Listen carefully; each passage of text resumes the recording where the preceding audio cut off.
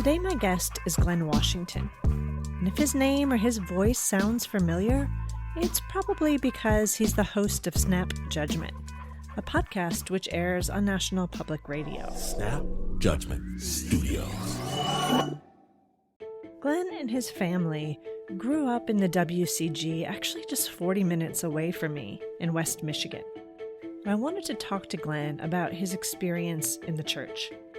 I wanted to ask him why a Black family, or really any family of color, would have joined an organization whose leadership had clearly promoted racist ideologies directly from the pulpit. And I wanted to ask him if he thought that his time in the church had produced any positive or redeeming experiences.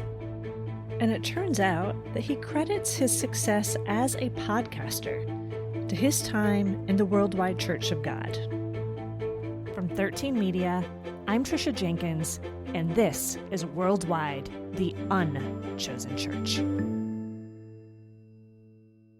Before we get to Glynn's story, I feel like I need to give you just a little bit of background on some of the church's more racist theologies. For example, in 1982, which, by the way, was the same year that Michael Jackson's Thriller had debuted, and Paul McCartney and Stevie Wonder took Ebony and Ivory to the top of the charts, Herbert W. Armstrong delivered this sermon. Today I want to speak on what may possibly be the very next attack that Satan will use against this church: interracial marriage. The black in God's church are dissatisfied. They're trying to line up a group of blacks to give me an ultimatum that I get on the side of the social trend of this world, or else. I'll tell you what I'll give them. I'll give them the or else. Now they may try to get laws, use the laws of the state and the nation against us if we don't approve interracial marriage. But I say, as for me and my house, we shall serve the eternal God. What are you going to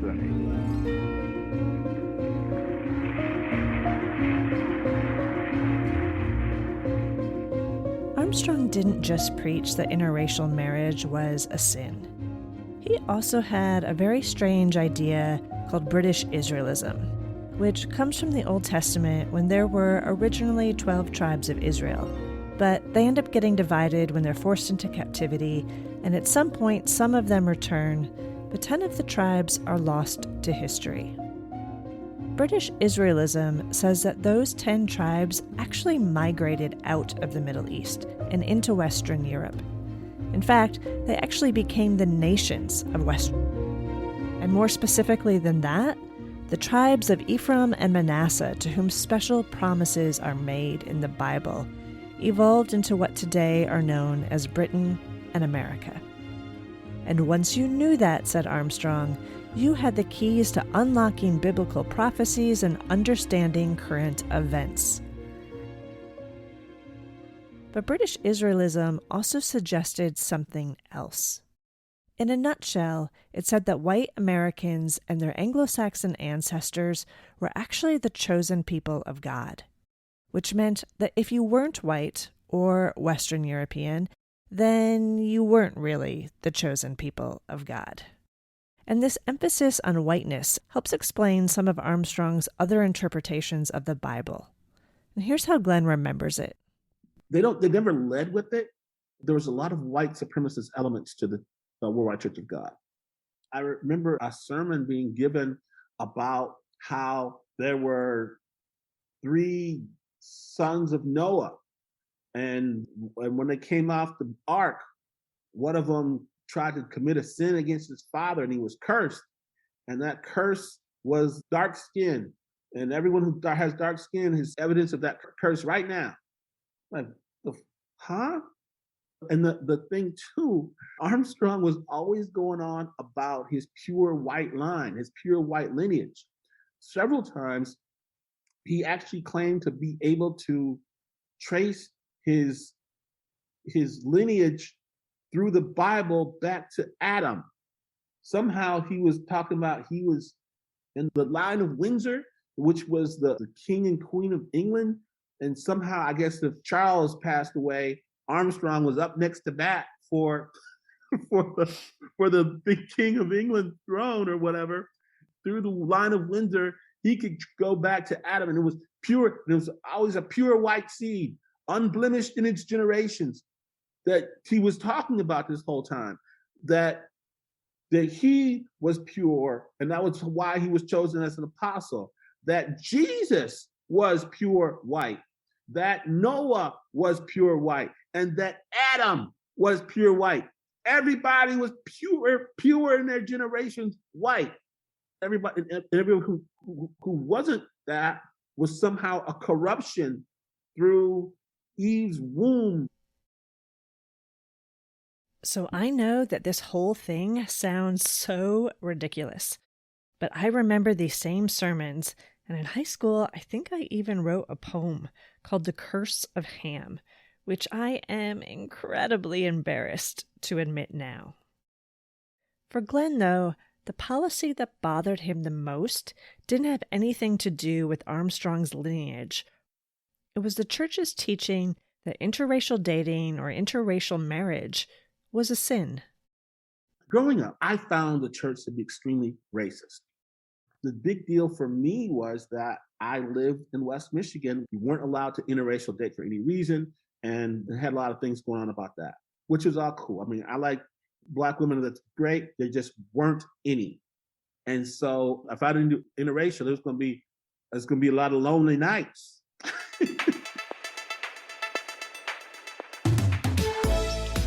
I remember when I went to SEP camp, I was standing there at a dance. There was, again, very, very few Black girls.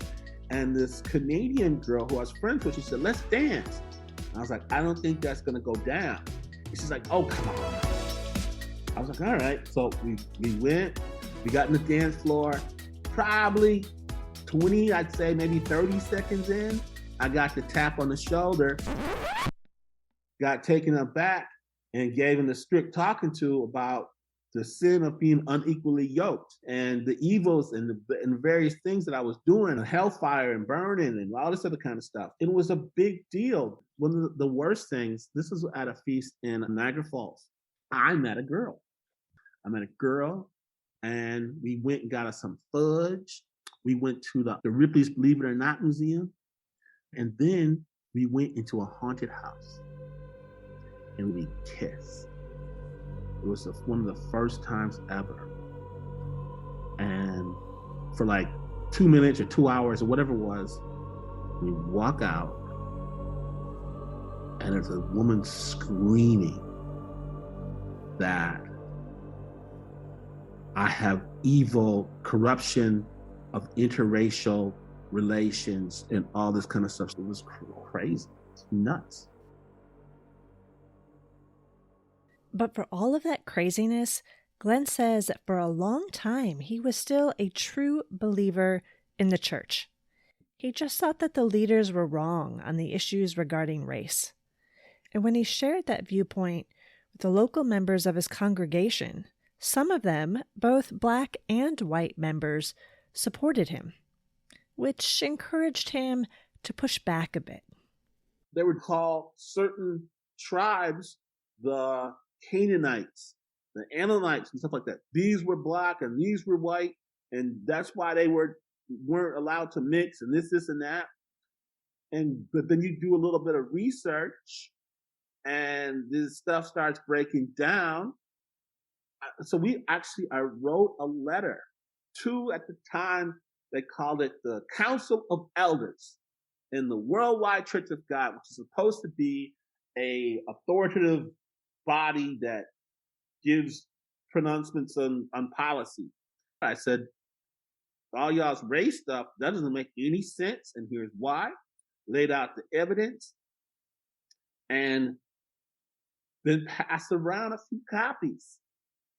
And we got shut down really, really hard. We shouldn't be spreading dissension. And I got this official letter back. I'm not supposed to talk about this stuff and sow confusion or whatever it was. They came down really, really hard. The big thing in the church was you should prove all things. They would say that. They didn't mean it, it turns out, but they would say it. Prove all things, prove all things, prove all things. But then when you went to prove all things, turns out you better prove it the way they came up with. And what they did was through, the Bible bowls, the Bible baseball. These are church youth tournaments where you would chime in answers on the various things. I was a Bible bowl champion, right? You were one of those too. And I think that you got to memorize all these passages of the Bible and this and that. Well, I think the kids are the only ones who can really do that. People say, well, such and such and such is in the Bible. And you be like, no, it's not. It's not there. In a lot of ways, I thought they planted the seeds of their own disintegration by saying things like this.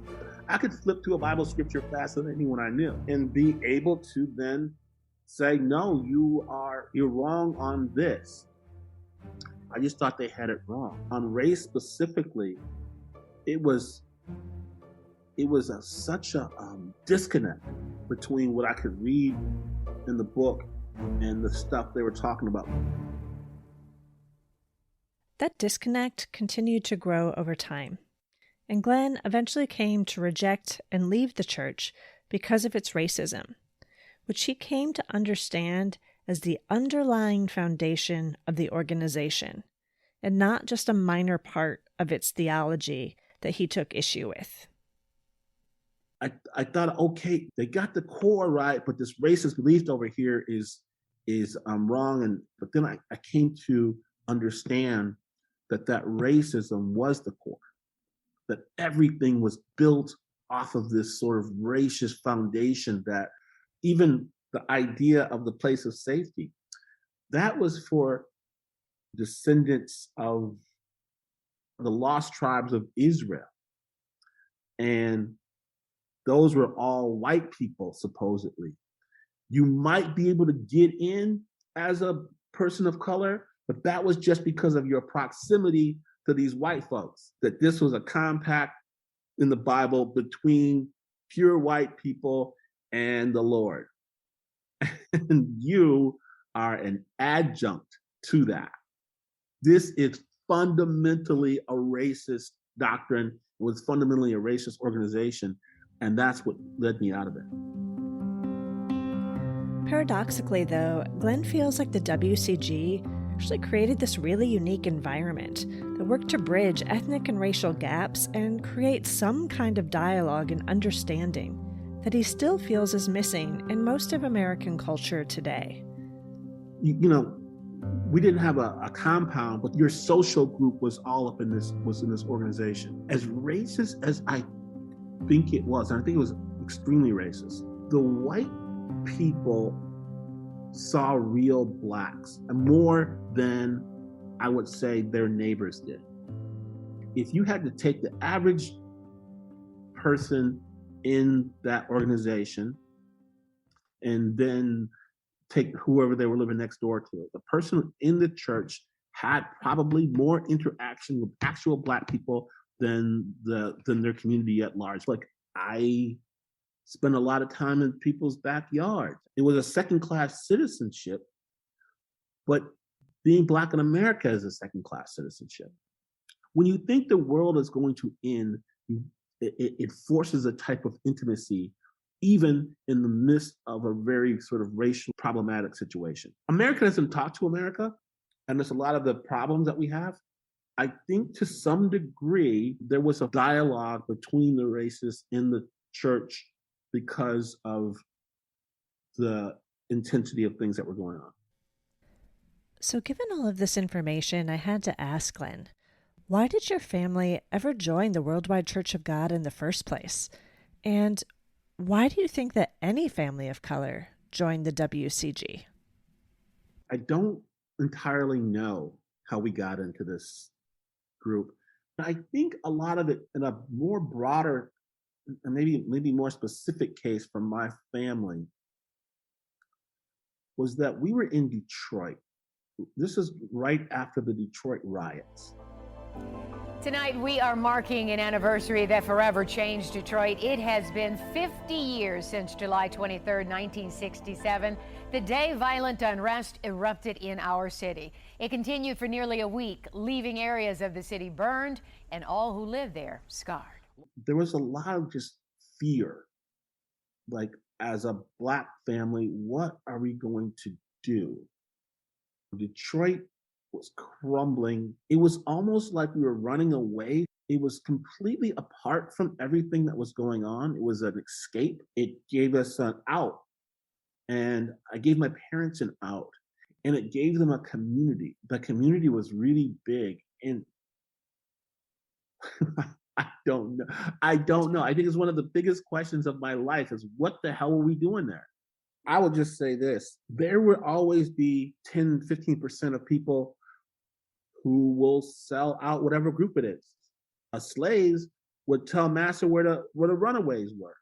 There were people here in Bay Area who homosexuals were advocating against legalizing gay marriage. For some reason, there is always going to be this thing where some people feel like that, like there's safety in the authority. That you will be under that wing of the authority. I grew up with, there was 2 other Black guys in our church, and we used to clown the Black leadership. They would have these elders who would go and quote this party line. This is when I'm 13 and 12, 13, 14. We would call them all kinds of Toms, the biggest Uncle Toms I've ever seen. I hated a lot of the racism in the church, but what I really hated was the Black people who sold it, who gave it cover, who gave it legitimacy. We can't be racist. Here in so-and-so, let's bring his monkey ass out here and have him do a little tap dance, a little soft shoe for you. Padow, me and my shadow, and we'll be out. It was really hard as a kid to see this stuff and to have a minister screaming about the mark of Ham and then looking directly at me as if I have tracked some sin into the congregation. But Glynn says that the experience was not a total bust. For one of the things that he took away from the church was this unparalleled sense of community that he has yet to experience in another form. And that's actually something that attracted a lot of the church members that I knew. But Glynn has this very vivid way of articulating just what that community looked and felt like. The church celebrated something pretty amazing. It was called the Feast of Tabernacles. It took place in one of maybe 30 to 50 cities around the world that members chose and then traveled to for a week-long celebration. And no joke, during that week, members had to spend 10% of their annual income in 1 week. They could spend it on temporary housing, food, entertainment, you name it, but you had to spend it in the name of worshiping God. And that created some pretty amazing experiences for both the kids and the adults alike. Most of our parents came from a normal world, but our generation was the oddball out. Because we weren't in a compound, we went to regular public schools. We had to have our weirdness as a badge of honor, as a shield. We had to be weird all the time and just accept that weirdness, accept that we're not going to be understood, accept that the things that are important to us, things that we care about, the things that come out of our mouth are not what people around us are going to even understand. And so for us, I will say this, I remember as a kid, like when we would go to, our big festival was not Christmas, it was the Feast of Tabernacles. And the Feast of Tabernacles, okay, means like you go and you're going to go to a place somewhere else and you're going to see people like you for a week. And because we had the numbers, generally you would take over this area. The feast site that both of us would go to a lot probably was the Wisconsin Dells, where there'd be 10,000 people that would be there. Now, I'm in the middle of the country, and you put this green sticker on your car, which says that you are part of this organization. And no one around us knows what that is. And we take off on our little station wagon, go on the freeway, and then you see another green sticker. It's like, oh my God, beat the horn, holler, yell. You might know, you might not. And you go to running, you might even switch. The kids might even switch cars if y'all go to a rest stop or something like that. And you go down that road, closer and closer. Another green sticker. There's one. And all of a sudden it feels like, no, I'm not just some crazy by myself in this high school where everyone hates me. There's other people like this. And you get closer and closer to that peace light, and you see every single car is one of you. And I don't think that anyone can understand that excitement. It's just like, I'm not by myself. You grow up really by yourself. A lot of us grow up extremely lonely in that organization. And those few respites were beyond magical. If someone said, well, did you guys have a holiday to the rival Christmas? Oh, we had something better than Christmas. We had something better than Christmas. We had the Feast of Tabernacles, where you were commanded by God to blow 10% of your income in a week. My parents, we never went no restaurants. They're talking, what you want, do extra gravy, T-bone steaks, onion rings. What's it gonna be this week? Let's go to the swimming pool. And what? Hotels? We never did that. That was an innovation, I must say, in the annals of modern Christianity. As crazy as it was, they made the oddballs feel like home.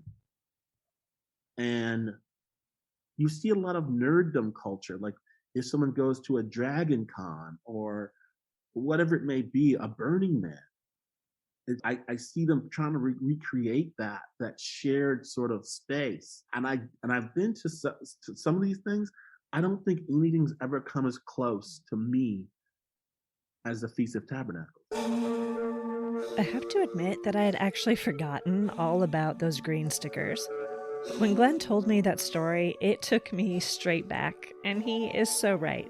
Seeing those cars and those neon green stickers made you excited. It was like, look, there's one of us, and then there's another one of us, and that was powerful. The second thing that Glynn took away from the church was something that, admittedly, I paid little attention to back then. It was how the church wove together and then told, or actually really sold, its mythologies and its theologies. And this, he says, gave him his future career in podcasting and has influenced the way that he tells stories on his show, Snap Judgment. I feel like of all the refugees who have been hurt by that organization, I'm the luckiest one, because I learned story from that group. The reason why they were able to fill those auditoriums and have TV shows and magazines and have this guy talk about he was an apostle, fly around talking nonsense to everyone. The reason why they were able to do that is because we had a shared story. And we had a way of telling that story to ourselves and to others. Herbert, before he talked about the Bible, he would talk about himself. He'd be, I was talking to Loma, and then, he's bringing you into his world and giving you an entry point that feels pedestrian almost, feels normal. He didn't lead with the crazy stuff. He led with breakfast, before he got to his point. And I think that is really a huge part of Snap. It's like, okay, I got a story for you, but first I gotta make you feel at home. I gotta bring you in. And basically it's almost like showing your credentials. I'm not a crazy person. I'm just like you. I put on my pants one step at a time, but you won't believe what happened to me. And that whole thing, I would say that's almost classic Snap. I feel like I studied at the feet of charlatans, of masters of the shell game. I feel like I was right there, watching this whole craziness go down with this front row seat. And now I see the curtains been pulled back. I see the Wizard of Oz is just some dude with some wires and duct tape, but I still see the power of story. I see what the power of story did. Power of story had us running around the woods with a bunch of crazies talking about Petra, had Black people up in a white supremacist Jesus cult. That's what the power of story did.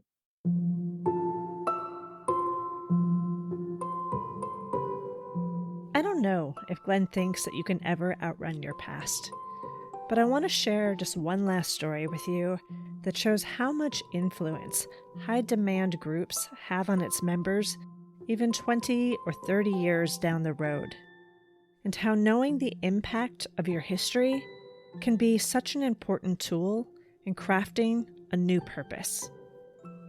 I tell stories now every week for Snap Judgment. When we first started, I proposed this thing. It was this TV, radio, magazine thing. I was pitching it for the Corporation for Public Broadcasting. And they had someone internally who went to find people who had done a certain thing like that earlier. And they came back with this preacher called Herbert W. Armstrong. And I was like, run as fast as you can. You're right back where you started. Yes, I wanted to take those same tools, but I wanted to use them in a different way. It's like this. I am a huge hip hop head. I love hip hop, but there's a lot of the misogyny aspects in certain types of hip hop that I thought were repugnant.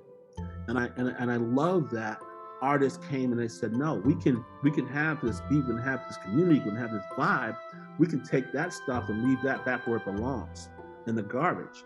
And I felt the same thing about this. I learned story at the feet of these crazies, and I want to regain my own story. I want to be able to tell stories. I want to be able to use stories to build people up and not tear them down.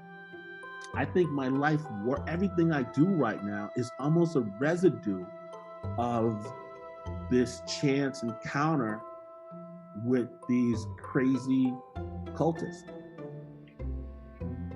So even if Glynn doesn't exactly know why his family joined the Worldwide Church of God, or even why they stayed in it for so long, I'm super thankful that he was there, because that experience really did make him a wonderful storyteller. I also hope that you'll check out his podcast, Snap Judgment, which is available from most podcast libraries. I think it serves as a wonderful reminder of how we can learn from the more painful elements of our past and use those experiences to create something wonderful and new.